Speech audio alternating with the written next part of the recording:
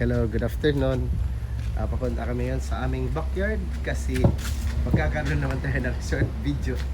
Ika nga. Hello guys! Hello guys!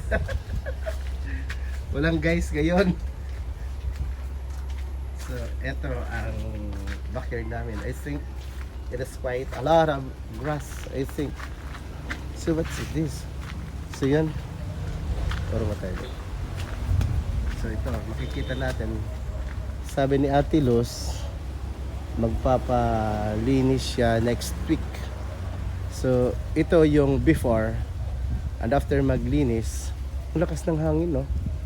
Sa may taas. Malakas siya, see? Oh, malakas. Iyon naman, ito naman dun sa ano yan, sa ano namin sa may back, sa likod ng aming rice mill. Bali tatamaan yan ng ano ng pag widening. After widening, videoan natin yan. Siguro mamaya baka pumunta kami sa Karsada para videoan yung Karsada ginagawa widening para yung before and after, di ba? Ika nga para remembrance lang.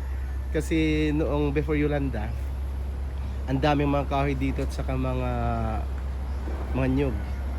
Tapos yung mga ano dyan, maraming mga nyug dyan. Pero noon ngayon wala na, maliit na lang. Natumba lahat before Yolanda. Kaya nga, before Typhoon Haiyan yun.